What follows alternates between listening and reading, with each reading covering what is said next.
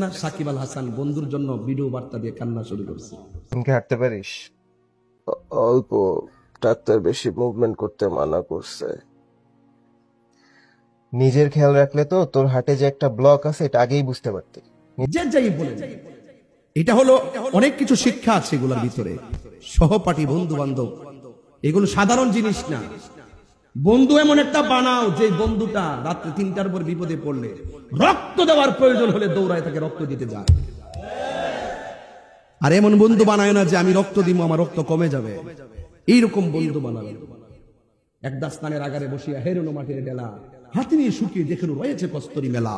কহিল কস্তরি তুমি কি আতর দান, তোমার গায়েতে সুবাসে ভরা তুমি কি গুলিস্তান।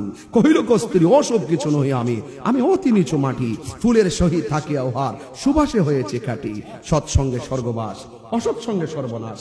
এক টুকরা লোহা পানিতে ফেললে লোহাটা ডুবে যায়, বিশাল বড় লোহার জাহাজ বেঁচে থাকে সাপোর্টের কারণে।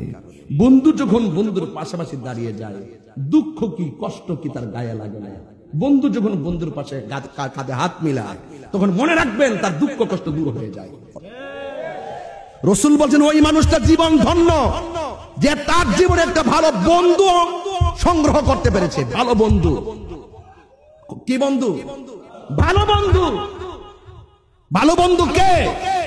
যেই বন্ধু মাথায় হাত দিয়ে কে দুস্থ হারাম খাইস না, হালাল খাবি।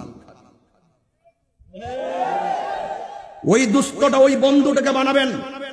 আপনারা তো মনে করেন যে আমার বন্ধুর অভাব নাই, ডাক দিলে অনেক পোলাপান চলে আসে। হ্যাঁ চলে আসে, টাকা না দিয়া দেখেন কেউ আসবে না।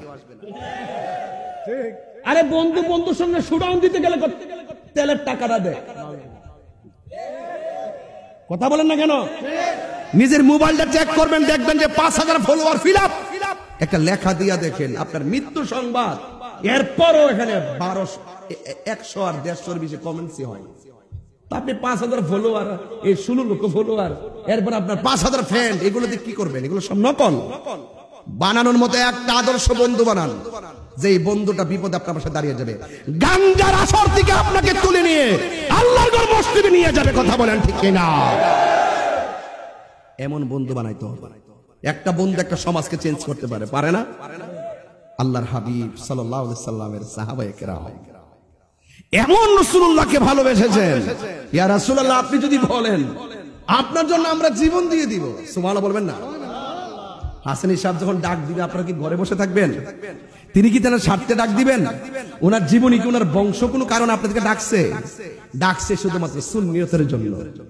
উনি প্রতি বারবার